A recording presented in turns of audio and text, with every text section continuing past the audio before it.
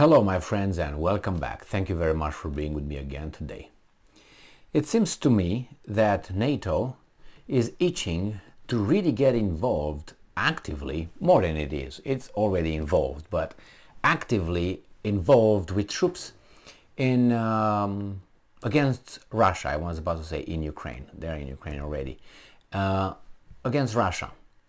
And I will provide a few leads or evidence to support this. It's not a claim yet, it's just a question at this point. But it seems to me they want that, and I don't really understand yet why. Why do they feel the need to do that? Now, I have this article coming from Reuters, and October 20th, this is the title. Stoltenberg said that NATO will act if Finland and Sweden are pressured. All right. Is Finland and Sweden, are they members of NATO? Defense organization, alliance. Are they? The answer is no, they're not. They're not yet. All right. So what is this guy talking about? So the story. It is inconceivable, I'm quoting, it is inconceivable that allies would not act should Sweden and Finland come under any form of pressure. Whose allies? Stoltenberg said at a news conference with Swedish Prime Minister Ulf Kristersson. Stoltenberg also said that all indications were that Iran had been supplying Russia with drones used in a series of recent strikes in Ukraine, though he declined to give details on security grounds. Tehran denies supplying the drones to Moscow, and Russia has denied its forces had used Iranian drones to attack Ukraine. Well, what do you mean would not?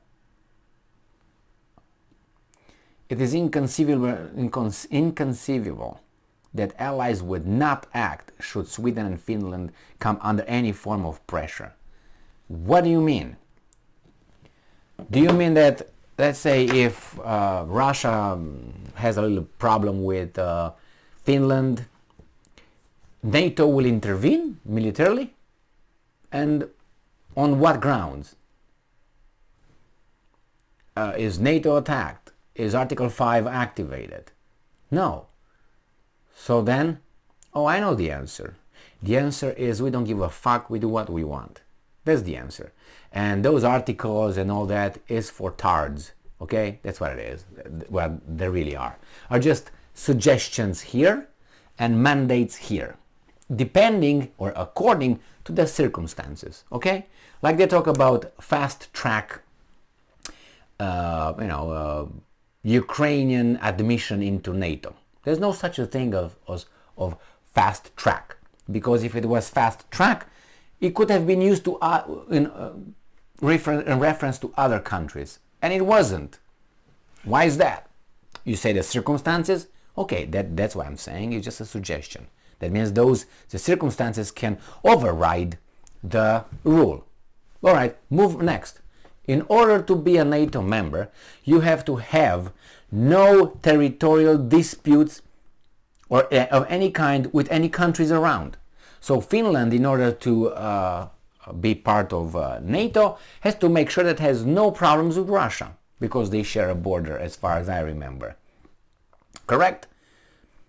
So then if Russia says, no, we got a problem with you, Finland should not be, by the mandates, by the charter, NATO, blah, blah, blah, should not be allowed to join NATO. I mean, there are rules. But since there are suggestions, that could be overrode right now. So you see how things are? Now, let's say tomorrow Russia attacks Finland. Okay, let's be idiots a little bit. So, let's be idiots for us, so we are not someone else's idiots, as we always are, by working hard, paying taxes, so we're the idiots of others. Let's be idiots now and pretend that Russia attacks Finland. Why wouldn't NATO do what Stoltenberg said? Act.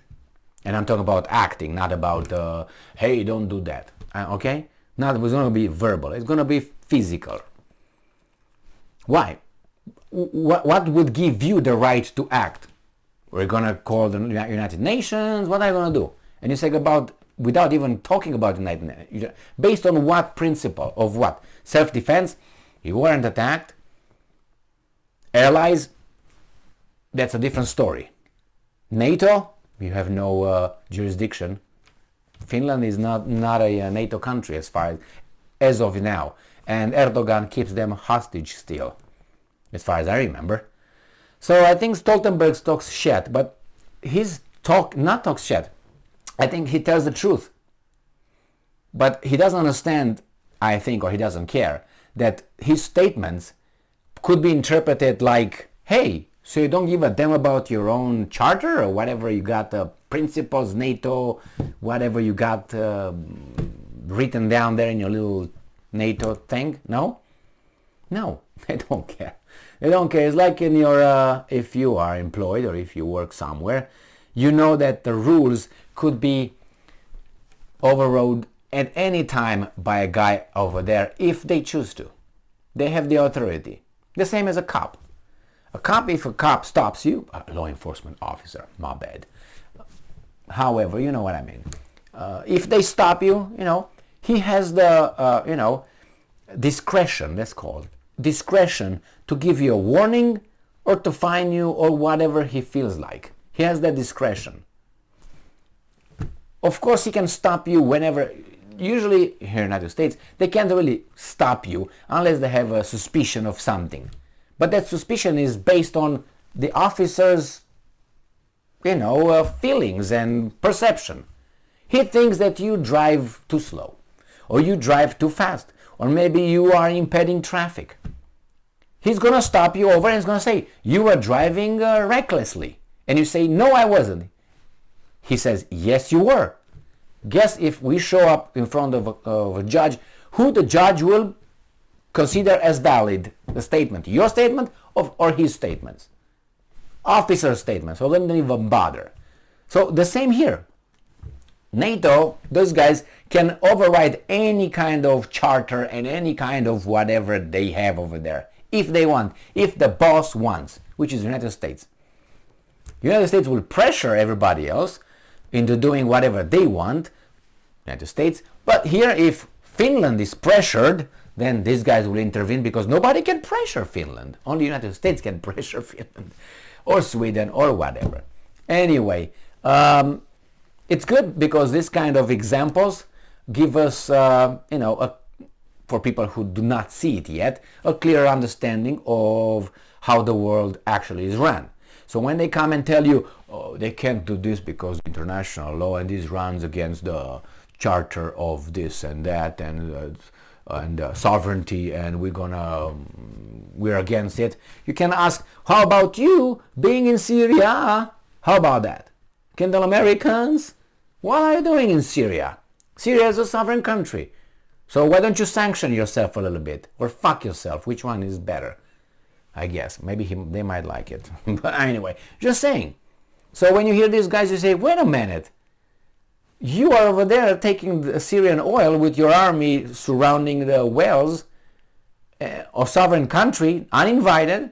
You're thieves in a bank, in a vault, looking around. Are they coming? I'm going to get the loot, man. Put them in a sack. No?